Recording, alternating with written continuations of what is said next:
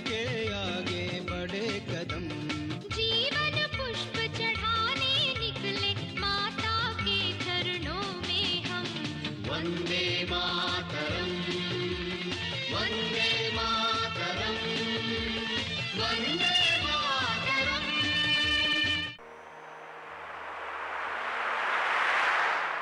जय हिंद, वंदे मातरम, भारत माता की जय। राष्ट्र गौरव की इस कड़ी में आज हम चर्चा करेंगे चाइना के विषय में, और चाइना के साथ साथ चाइना के पड़ोसी देश जो भारत की एक ताकत बन सकते हैं। भारत के खिलाफ चाइना जिस तरह से लगातार षड्यंत्र करता है, उन षड्यंत्रों का उत्तर देने के लिए चाइना के पास ताइवान, हांगकांग और मकाऊ ऐसे हिस्से हैं चाइना के, ऐसे अलग से देश हैं जो चाइना के साथ जिनका विवाद है, और चाइना जैसे पाकिस्तान के अंदर हस्तक्षेप करके भारत को परेशान करने की, भारत पाकिस्तान के माध्यम से भारत की सीमाओं के ऊपर तनाव पैदा करने की षड्यंत्र करता है, वैसी योजना बनाता है। तो उनका उत्तर देने के लिए हमें चाइना और चाइना के साथ ताइवान और हांगकांग के बारे में जानकारी होनी चाहिए। राष्ट्र गौरव की इस कड़ी में आज हम बात करेंगे चीन, ताइवान व हांगकांग के संबंधों के बारे में।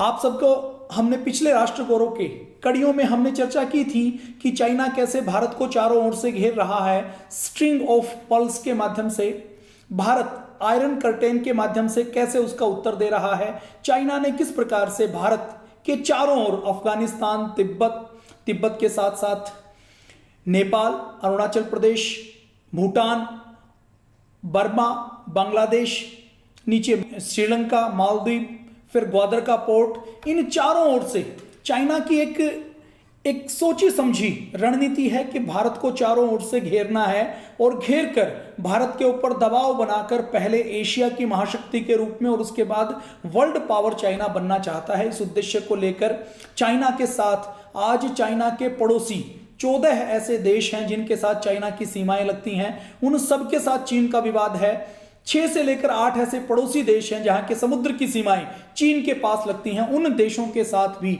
चीन का भूमि का, सीमाओं का विवाद है।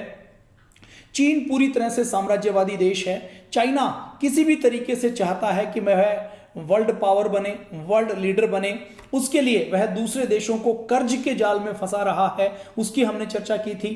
वन बेल्ट वन रोड के नाम से पूरी एक परियोजना ला रहा है, और एशिया के दूसरे छोटे छोटे देशों को प्रभावित करके वह चाइना षड्यंत्र कर रहा है कि भारत एशिया के अंदर ऐसा बड़ा देश है जो चाइना को टक्कर दे सकता है। तो भारत को कमजोर करने का षड्यंत्र लगातार चाइना करता है। तो आज हम बात करेंगे चाइना को हम कैसे उत्तर दे सकते हैं। चाइना के खिलाफ अभी तात्कालिक हमारी भारत की सरकार ने एक निर्णय लेते हुए ताइवान के अंदर कुछ मुख्य रूप से हस्तक्षेप किया है। उसकी आज हम छोटी सी बातचीत करेंगे। खबरों में आपने उसके बारे में बहुत अधिक सुना नहीं होगा। एक छोटी सी घटना हुई है ताइवान के अंदर। अभी ताइवान की राष्ट्रपति चुनी गई है। उस राष्ट्रपति को भारत सरकार ने समर्थन देते हुए अपने 2 सांसदों को उनके राष्ट्रपति पद की शपथ ग्रहण के समारोह में वर्चुअल रूप से भाग लेने के लिए अधिकृत किया है। उन दोनों ने भाग लिया है, और यह एक संदेश है चीन के खिलाफ कि चीन यदि कश्मीर के मामले पर, पीओके के मामले पर, गिलगित और बाल्टिस्तान के मामले पर, मुजफ्फराबाद के मामले पर, या अक्साई चीन के मामले पर, हमारे लेह लद्दाख और कश्मीर के मामले पर हस्तक्षेप करेगा, तो हम भी चाइना को उत्तर दे सकते हैं। इस सिलसिले में आज हम जानते हैं चाइना का इतिहास क्या है, ताइवान का इतिहास क्या है, और हांगकांग का इतिहास क्या है। उससे पहले एक बड़ी खबर, भारत की सरकार ने, हमारे देश के प्रधानमंत्री जी ने दूसरे देशों के साथ संबंध बढ़ाते हुए, एशिया के दूसरे देशों के साथ संबंधों को और मजबूत करते हुए चाइना के इस षड्यंत्र को विफल करने के लिए अपनी पूरी विदेश नीति में, अपने विदेश मंत्रालय से लेकर अपने विदेश नीति के तहत पड़ोसी देशों के साथ संबंध बहुत तेजी के साथ सुधारे हैं। माननीय प्रधानमंत्री जी ने अपने पड़ोसी देशों में, अभी तात्कालिक रूप पे हम बात करें तो अभी श्रीलंका के साथ, मॉरिशस के साथ लगातार बातचीत करके नोवल कोविड कोरोना के प्रचार प्रसार में उपयोग होने वाली दवाओं के सहयोग के साथ साथ हर संभव सहयोग और बातचीत करने का कार्यक्रम जारी रखा है। और इसके साथ साथ अभी मालदीव, जिसमें 2018 से पहले ऐसी सरकार थी जो भारत के प्रति बहुत अच्छा रुख नहीं रखती थी। 2018 से पहले 1-2 बार ऐसा हुआ कि भारत के प्रधानमंत्री जी के बने बनाए कार्यक्रम भी स्थगित करने पड़े। मालदीव के अंदर चाइनीज कंपनियों ने अपनी घुसपैठ बढ़ा ली थी, चाइनीज कंपनियां वहां पर छा गई थी। तो अब माननीय प्रधानमंत्री मोदी जी ने 2018 में जैसे ही मालदीव, जो आप स्क्रीन पर देख पा रहे होंगे, मालदीव का नक्शा आप भारत के नीचे देखेंगे तो साउथ इंडिया के पास आप नीचे जब समुद्र में, हिंद महासागर में नीचे की ओर जाते हैं तो बहुत छोटा सा आपको एक बिंदु दिखाई देता है, ये मालदीव है, जिनका क्षेत्रफल बहुत छोटा सा है। आबादी की बात करें तो कुछ लाख की आबादी है, लेकिन ये मालदीव अगर हम रणनीतिक दृष्टि से देखे जाएं तो ये बहुत महत्वपूर्ण है, क्योंकि यहां पर चीन अपनी घुसपैठ बढ़ाकर यहां पर अपना सामरिक ठिकाना बनाना चाहता है। और यहां पर मालदीव के आसपास जो छोटे छोटे द्वीप हैं, आइलैंड हैं, वहां पर चाइना अपने आर्टिफिशियल आइलैंड बनाकर अपना सैनिक अड्डा वहां पर बनाना चाहता है, ताकि वहां से जब प्लेन फ्लाई करे तो 20 मिनट के अंदर वो भारत के अंदर पहुंच जाए। ऐसी योजना चाइना बना रहा है। तो चाइना को उत्तर देते हुए मालदीव के साथ भारत के संबंध जो पहले बहुत अच्छे रहते थे, एक सरकार वहां पर आई जिसका झुकाव चाइना की ओर था, तो उन्होंने भारत और मालदीव के संबंधों के बीच में जो गर्मी रहती थी वो नहीं रहती थी। तो अभी 2018 में जैसे ही मालदीव के अंदर सत्ता परिवर्तन हुआ तो माननीय प्रधानमंत्री जी ने मालदीव की यात्रा की, और अभी भी मालदीव की यात्रा में 2019 में जब भारत के अंदर सरकार का परिवर्तन हुआ तो उस समय हमारे देश के प्रधानमंत्री जी ने मालदीव की यात्रा की और यात्रा करके संबंधों को एक नई गर्मजोशी की थी। अभी यूएन के अंदर अलग अलग जो ऑर्गेनाइजेशन बनी हुई हैं, ऐसे ही यूएन के अंदर एक चैप्टर बना हुआ है, एक ऑर्गेनाइजेशन बनी हुई है, ऑर्गेनाइजेशन ऑफ इस्लामिक कॉरपोरेशन। इसकी वर्चुअल मीटिंग हुई, इसकी ऑनलाइन मीटिंग हुई। यूएन की organisation of Islamic corporation, OIC जिसको शॉर्ट में कहा जाता है। अब इस मीटिंग में इस्लामिक देशों ने भाग लिया, अरब के दूसरे देश थे, दूसरे इस्लामिक देश थे। तो उन देशों में पाकिस्तान जैसा हर बार मुद्दा उठाता है। देखिए, पाकिस्तान कोई भी इंटरनेशनल मंच हो तो उस इंटरनेशनल मंच पर और तो और नोवल कोविड कोरोना की बातचीत जहां पर हो रही है, महामारी से लड़ने की बातचीत हो रही है, उस G20 की बैठक में भी सारी बैठकों के अंदर पाकिस्तान की कोशिश क्या होती है, वो किसी भी तरीके से कश्मीर का मुद्दा उठाता है और कश्मीर का मुद्दा उठाकर अपने देश के लोगों को गुमराह करते हुए, ताकि उनका ध्यान विकास के मुद्दों से हट जाए, और कश्मीर का मुद्दा उठाकर वो अपने देश के लोगों को चुप करवाकर इंटरनेशनल लेवल के ऊपर भारत को बदनाम करने का षड्यंत्र रचता रहता है। तो इसी ऑर्गेनाइजेशन ऑफ इस्लामिक कॉरपोरेशन की मीटिंग में भी पाकिस्तान ने हमेशा की तरह भारत को घेरने के लिए मुद्दा उठाया और एक वर्ड उन्होंने दिया, इस्लामोफोबिया। इस्लामोफोबिया वर्ड का मतलब क्या है, पाकिस्तान के शब्दों में हम सुने तो ये मतलब है कि भारत एक ऐसा देश हो गया है जहां पर मुसलमानों के साथ भेदभाव किया जाता है, जहां पर मुसलमानों के साथ मारपीट की जाती है, जहां पर मुसलमानों के साथ ह्यूमन राइट का वायलेशन किया जाता है, जहां पर मुसलमानों के साथ बहुत बुरे तरीके से भेदभाव करके उनको दोयम दर्जे का नागरिक समझा जाता है। तो ऐसा शब्द इस्लामोफोबिया एक पाकिस्तान ने नया शब्द गढ़ा है। इस शब्द को लेकर उसने organisation of Islamic country OIC के अंदर उसने आवाज उठाई। तो उठाने के बाद जब वो मंच के ऊपर मुद्दे के ऊपर आवाज उठा रहा था तो उस आवाज का विरोध करने के लिए मालदीव खड़ा हुआ।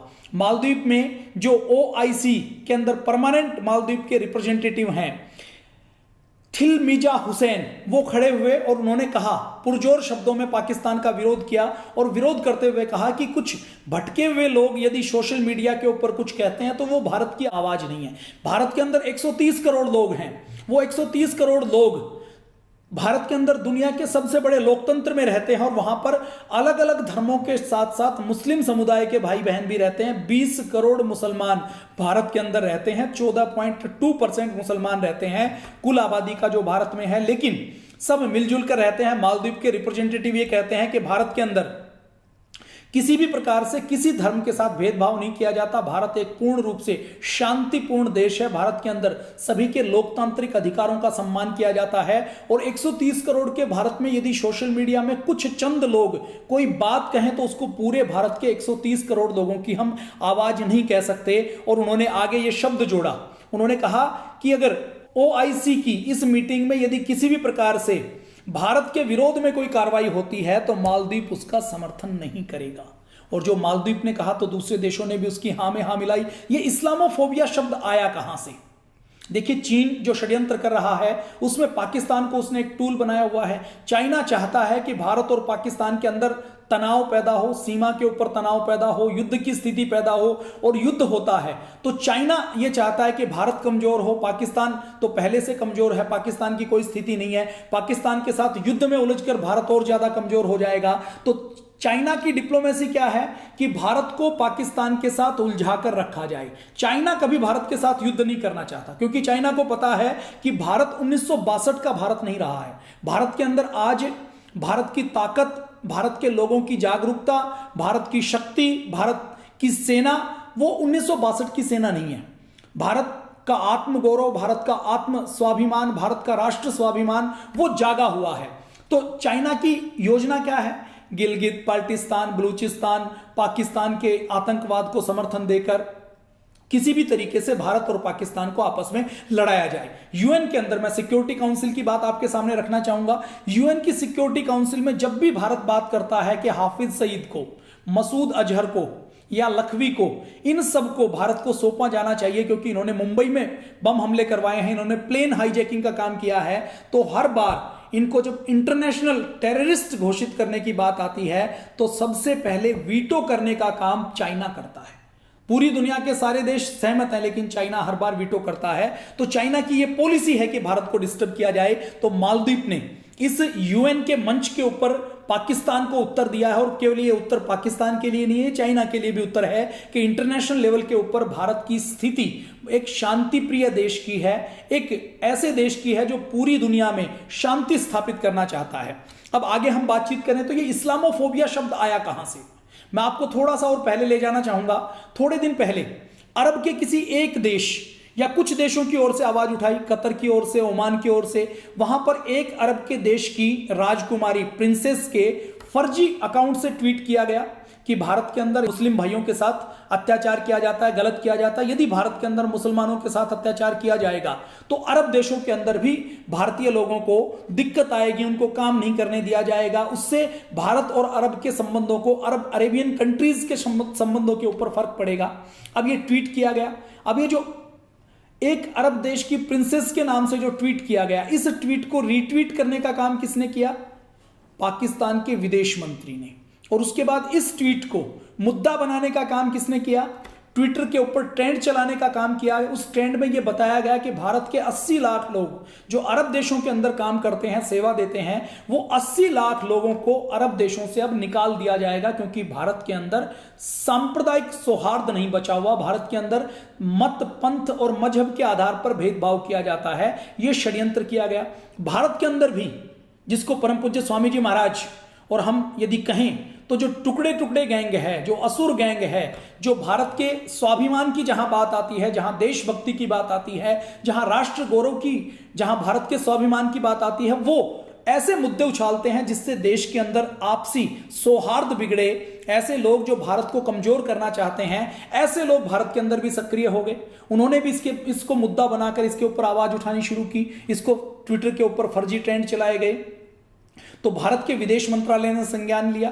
भारत के विदेश मंत्रालय में हमारे एस जयशंकर जी ने पूरे अरब देशों के, अलग अलग देशों के अंदर बातचीत की, और बातचीत करके उनको बताया गया। उनको बताने के बाद हमारे भारत की सीक्रेट सर्विस की agency research and analysis wing, रा इसके अंदर लगी, आईबी लगी, और उन्होंने ये वेरीफाई किया कि ये जो ट्विटर के ऊपर ट्रेंड चलते हैं, ये ट्वीट कहां से आया, कैसे इसका प्रचार प्रसार किया गया। तो उन्होंने ये पाया कि ये ट्वीट जिस हैंडल से किया गया वो सऊदी अरब के किसी भी देश की प्रिंसेस का हैंडल नहीं था। उस प्रिंसेस ने सामने आकर कहा कि यह फर्जी हैंडल था, और यह फर्जी हैंडल पाकिस्तान की आईएसआई ने, पाकिस्तान की मिलिट्री ने, पाकिस्तान की सरकार ने क्रिएट करवाया। और केवल एक हैंडल क्रिएट नहीं करवाया, ऐसे फर्जी हजारों की संख्या में हैंडल बनाए गए, उनसे फर्जी ट्वीट किए गए, फर्जी फोटोशॉप करके फोटो प्रसारित किए गए, फर्जी वीडियो बनाए गए। उन फर्जी वीडियो में ऐसी लोकेशन लेकर पीओके के अंदर, पाकिस्तान के अंदर, ऐसी लोकेशन ली गई जिसको भारत की तरह दिखाया गया, कश्मीर की तरह दिखाया गया, झूठे वीडियो बनाए गए, जैसे फिल्म की शूटिंग होती है वैसे शूटिंग करके वीडियो बनाए गए और वीडियो बनाकर उन्होंने ऐसे प्रचारित प्रसारित किया गया कि जैसे भारत के अंदर तो किसी एक धर्म विशेष के ऊपर, वर्ग विशेष के ऊपर बहुत गहरे अत्याचार किए जाते हैं। तो इस्लामोफोबिया के नाम से एक नया शब्द गढ़ा गया और इस शब्द के माध्यम से भारत देश को बदनाम करने का षड्यंत्र रचा गया। अब भारत की सीक्रेट सर्विस की एजेंसियों ने जब इस पूरे मामले की तहकीकात की तो यह पाया कि हजारों की संख्या में, लाखों की संख्या में फर्जी ट्विटर हैंडल बने हुए हैं। ऐसे हैंडल जो अभी जनवरी के बाद फरवरी में, मार्च में रिसेंटली बनाए गए हैं। ऐसे ट्विटर हैंडल जी, पुराने हैंडल जिनके अंदर कुछ हजार फॉलोवर हैं, उनकी लोकेशन चेंज की गई। उनकी लोकेशन जो पहले बांग्लादेश में थी, जो पहले अफगानिस्तान में, पाकिस्तान में, इस्लामाबाद में, कराची में थी, उनकी लोकेशन चेंज करके उनको अरब में किया गया।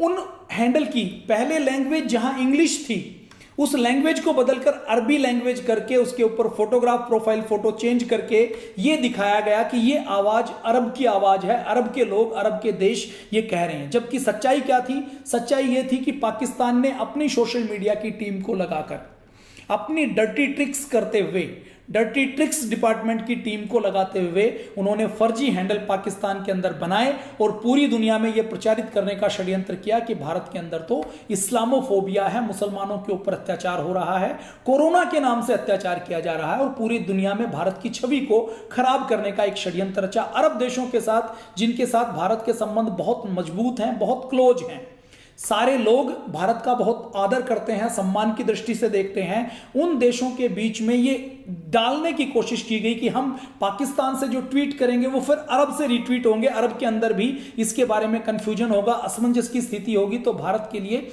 मुश्किल पैदा हो जाएगी। झगड़ा केवल भारत और पाकिस्तान का नहीं रहेगा, भारत वर्सेस सारी मुस्लिम कंट्रीज का हो जाएगा। तो बाद में जब भारत के विदेश मंत्रालय ने पूरे अरब देशों से बात की तो वो चीज स्पष्ट हुई। उसके स्पष्टता होने के बाद जब भारत की सीक्रेट सर्विस की एजेंसियों ने उसको एक्सपोज किया तो ये सारा षड्यंत्र का खुलासा हुआ। पूज्य स्वामी जी महाराज रोज सोशल मीडिया के ऊपर आह्वान करते हैं ना, रोज आह्वान करते हुए पूज्य स्वामी जी महाराज कहते हैं कि हम सबको ट्विटर के ऊपर, फेसबुक के ऊपर सक्रिय होना है, हम सबको सोशल मीडिया का प्रयोग करना है। क्यों करना है?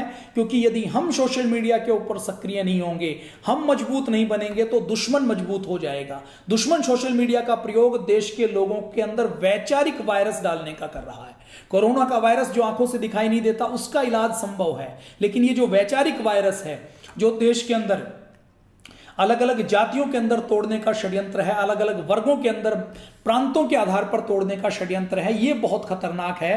तो इसके लिए भारत स्वाभिमान की ओर से लगातार आह्वान किया जाता है कि हम सज्जन व्यक्ति मौन ना रहें, हम जो सात्विक व्यक्ति हैं वो लगातार सोशल मीडिया का प्रयोग करें, प्रभावी तरीके से प्रयोग करें और इस देश को मजबूत बनाने में, इस देश को अखंड बनाने में अपना योगदान दें। तो ये षड्यंत्र किया गया। इस षड्यंत्र का उत्तर भारत की सरकार द्वारा दिया गया। ट्विटर के ऊपर, फेसबुक के ऊपर, सोशल मीडिया में जो इस्लामोफोबिया फैलाया गया उसका उत्तर एक तो भारत की सरकार ने दिया, एक्सपोज किया।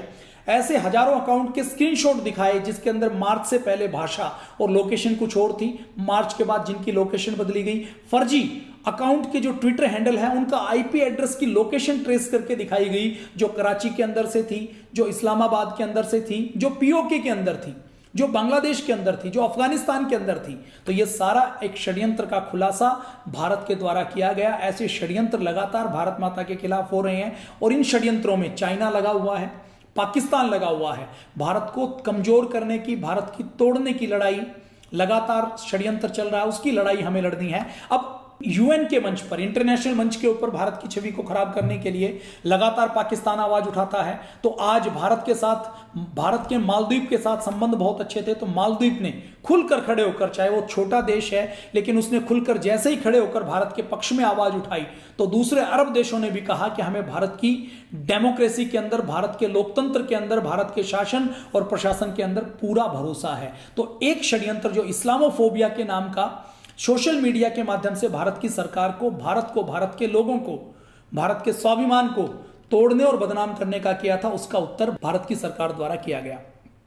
अब आगे हम बात करते हैं कि चाइना और क्या षड्यंत्र कर रहा है। गिलगित बाल्टिस्तान की बात हमने की, मुजफ्फराबाद की बात की, चाइना पाकिस्तान के अंदर, गिलगित बाल्टिस्तान के अंदर डैम बनाने का काम कर रहा है। चाइना पाकिस्तान को फंडिंग करने का काम कर रहा है। चाइना पाकिस्तान को आतंकवाद को पोषण देने के लिए हथियार देने का काम कर रहा है। चाइना पाकिस्तान को, ये जो पाकिस्तान जितनी मिसाइल बनाता है गजनी के नाम से, दूसरे नाम से, ये पाकिस्तान के अंदर पाकिस्तान की इन हाउस टेक्नोलॉजी नहीं है, ये सारी पाकिस्तान की चोरी की हुई टेक्नोलॉजी है जो उसको चाइना से मिली है। पाकिस्तान का परमाणु बम पाकिस्तान के वैज्ञानिकों के दम पर नहीं बना, पाकिस्तान की रिसर्च के दम पर नहीं बना। पाकिस्तान का परमाणु बम चाइना के द्वारा और दूसरे देशों के द्वारा चोरी किया हुआ, नीदरलैंड की लैब से, चाइना की लैब से चोरी किया हुआ, चाइना द्वारा उपलब्ध करवाया हुआ है। उधर चाइना नॉर्थ कोरिया के अंदर जो किम जोंग है, उस किम जोंग को आगे बढ़ाने का, पूरे विश्व में अशांति फैलाने का, पूरे विश्व में थर्ड वर्ल्ड वॉर का खतरा पैदा करने में चाइना की बड़ी भूमिका है। तो अभी चाइना के अड़ोस पड़ोस में और क्या हो रहा है, अभी आप तत्कालीन दृष्टि से देखेंगे तो नई अगर हम बात करें तो चाइना इस कोरोना को फैलाने के बाद, देखिए कोरोना वुहान से फैला, वुहान से कोरोना पूरी दुनिया में फैला, 154 देशों में फैला, 15,000 किलोमीटर दूर वुहान से कोरोना न्यूयॉर्क पहुंच गया, जर्मनी पहुंच गया, जापान पहुंच गया, इटली में पहुंचा, स्पेन में पहुंचा, यूके के अंदर पहुंचा, ईरान के अंदर पहुंचा, भारत के अंदर पहुंचा, भारत के छोटे छोटे गांवों के अंदर पहुंचा। लेकिन यह कोरोना वायरस चाइना के वुहान से बीजिंग और शंघाई नहीं पहुंचा। तो ये क्या षड्यंत्र है, ये पूरी दुनिया के सामने एक्सपोज आज हो चुका है। हम पिछले महीने से इसकी बातचीत कर रहे थे। अब आगे हम बात करें तो चाइना अभी परमाणु बम का परीक्षण कर रहा है। चाइना अभी साउथ चाइना सी के अंदर आर्टिफिशियल आइलैंड बना रहा है। चाइना अभी अपनी मिसाइल को टेस्ट कर रहा है और अभी चाइना ने अपने 2000 किलोमीटर के एक हिस्से को ब्लॉक कर दिया है, 20 दिन के लिए ब्लॉक कर दिया है कि हम वहां पर मिलिट्री एक्सरसाइज करेंगे। चाइना बार बार बयान देता है। ताइवान और चाइना के रिश्तों की बात करें तो ताइवान के ऊपर चाइना का षड्यंत्र है कि किसी भी प्रकार से मैं जबरदस्ती इस कोरोना वायरस के समय जबरदस्ती मैं इसके ऊपर कब्जा जमा लूं। हांगकांग के अंदर हांगकांग के लोगों को दबाते हुए, उनके प्रोटेस्ट को दबाते हुए चाइना उसके ऊपर कब्जा करना चाहता है। तो ये चाइना का षड्यंत्र चल रहा है। इन चाइना के षड्यंत्र में आज हम बातचीत करते हैं। इस बातचीत को आगे बढ़ाते हुए हांगकांग और ताइवान में क्या हो रहा है और भारत की सरकार ने हांगकांग और ताइवान में अपनी स्थिति को मजबूत करने के लिए और चाइना को कमजोर करने के लिए क्या किया है। सबसे पहले हम बातचीत करते हैं तो ताइवान और चाइना की। देखिए, चाइना के अंदर पहले साम्राज्यवाद था। 1912 के आसपास चाइना के साम्राज्यवादी राजा को हराकर चाइना के अंदर लोकतंत्र स्थापित किया गया, स्थापित करने की कोशिश की गई। कम्युनिस्ट पार्टी और चाइना की राष्ट्रवादी पार्टी सनायत सेन और माओ, इन दोनों ने मिलकर वहां पर काम करना शुरू किया। तो उसके बाद साम्राज्यशाही से, राजा से तो उन्होंने आजादी पा ली, क्रांति की गई। उसके बाद वहां पर राष्ट्रवादी शक्तियों का शासन हो गया। सेकेंड वर्ल्ड वॉर के समय कम्युनिस्ट लोगों को उससे पहले खदेड़कर वहां के राष्ट्रवादी लोगों ने, चांग काई शेक नाम का एक जनरल वहां पर होता था, 1930-40 के दशक की मैं बात कर रहा हूं। उन्होंने इन कम्युनिस्ट लोगों को, जब इन्होंने देखा कि ये चाइना के अंदर डेमोक्रेसी नहीं लाना चाहते, ये चाइना के अंदर शांति नहीं लाना चाहते, तो उन्होंने उन कम्युनिस्ट लोगों को खदेड़ कर शहरों के अंदर खदेड़ कर ढूंढ कर गलियों में उनकी पिटाई की थी, उनको मारा था। वो छुपकर गांवों में छुप गए। चाइनीज राष्ट्रवादी लोगों ने उनको गांवों के अंदर ढूंढा और जब उनको यह लगा कि अब हमारा अस्तित्व तो बचना शेष नहीं है, तो चाइना के अंदर जो अभी आज चाइनीज कम्युनिस्ट पार्टी है उसके लोगों ने एक लॉन्ग मार्च किया और लॉन्ग मार्च करते हुए वो पीछे की ओर छुप गए और लॉन्ग मार्च करते हुए चाइना के उस हिस्से में जहां पर पहाड़ों को, नदियों को, नालों को क्रॉस करते हुए ऐसे जंगलों में जाकर, पहाड़ों में जाकर छुप गए जहां राष्ट्रवादी लोगों की सेना द्वारा उनको ढूंढना संभव नहीं था। तो यह सारा कार्यक्रम किया गया। इन सारे कार्यक्रम के बाद सेकेंड वर्ल्ड वॉर शुरू हो जाता है। सेकेंड वर्ल्ड वॉर जैसे ही शुरू होता है तो सेकेंड वर्ल्ड वॉर शुरू होने के बाद जापान चाइना के ऊपर आक्रमण कर देता है। अब वहां के जो राष्ट्रवादी लोग हैं, चांग काई शेक, वो ये सोचते हैं कि अभी विदेशी आक्रमण है, हमें आपस के अपने मतभेदों को भुलाकर एक साथ मिलकर काम करना चाहिए। तो उन्होंने कम्युनिस्ट लोगों को वापस बुलाया कि अब युद्ध क्या समय है, देश के ऊपर आक्रमण हो रहा है, तो हम दोनों को एक साथ मिलकर लड़ना है। एक साथ मिलकर लड़े। रूस ने साथ दिया। सेकेंड वर्ल्ड वॉर में अमेरिका ने जापान के ऊपर बम गिराया। जापान जो चाइना को लगभग कब्जे में ले चुका था, जापान को पीछे हटना पड़ा, जापान को हारना पड़ा और चाइना के ऊपर, जो आज का चाइना है, जिसके ऊपर राष्ट्रवादी लोगों का चांग काई शेक का कब्जा था, उनको पीछे हटते हुए रूस ने कम्युनिस्ट लोगों का साथ दिया और वहां पर कम्युनिज्म आ गया। 1949 में वहां पर कम्युनिस्ट सरकार की स्थापना की गई। आज के राष्ट्र गौरव की कड़ी में हमने इस्लामोफोबिया की बात की, भारत के अड़ोस पड़ोस के देशों के लोगों के संबंधों की बात की। अब कल के प्रोग्राम में हम बात करेंगे ये जो ताइवान और हांगकांग का संबंध है, इसके बारे में हम बातचीत करेंगे। आज हमने संक्षेप में ताइवान और चाइना के इतिहास के बारे में बातचीत की है, अभी बातचीत अधूरी है। इस बातचीत को पूरी करने के लिए आप कल शाम को 7:30 बजे जरूर देखिए राष्ट्र गौरव की अगली कड़ी, जिसमें आज चाइना हांगकांग के साथ, ताइवान के साथ क्या कर रहा है। हमने पिछली कड़ी में बातचीत की थी कि चाइना ने किस प्रकार से तिब्बत के ऊपर कब्जा किया। चाइना की नीति शुरू से साम्राज्यवादी रही है। 1962 में उसने भारत के ऊपर आक्रमण किया। भारत के 32,000 वर्ग किलोमीटर, स्विट्जरलैंड के बराबर के हिस्से के ऊपर जबरदस्ती कब्जा कर लिया। तो कल की कड़ी में हम चाइना, ताइवान और हांगकांग के बारे में और आगे बातचीत करेंगे, जो आज का पार्ट रह गया है। आप इस कार्यक्रम को इसी प्रकार से देखते रहिए। YouTube के ऊपर, भारत स्वाभिमान के चैनल के ऊपर आप इस कार्यक्रम को देख सकते हैं। आस्था की ऐप यदि आपने डाउनलोड नहीं की है तो डाउनलोड कर लीजिए। टाटा और एयरटेल के ऊपर आप इस कार्यक्रम को, वैदिक चैनल को सब्सक्राइब कर लीजिए। आप घर बैठे परम पूज्य स्वामी जी महाराज, श्रद्धेय आचार्य जी, हमारे पूज्य गुरुदेव पूज्य आचार्य प्रद्युमन जी महाराज, पूज्य साध्वी दीदी देवप्रिया जी, परम आदरणीय भाई डॉक्टर जयदीप आर्य जी से लेकर हमारे यहाँ संस्थान में वेद, दर्शन, उपनिषद की सारे ज्ञान की परंपरा को आप घर बैठे प्राप्त कर सकते हैं। तो आज ही अपने घर में वैदिक चैनल देखना शुरू कीजिए। जय हिंद, वंदे मातरम, भारत माता की जय। कल फिर मिलते हैं।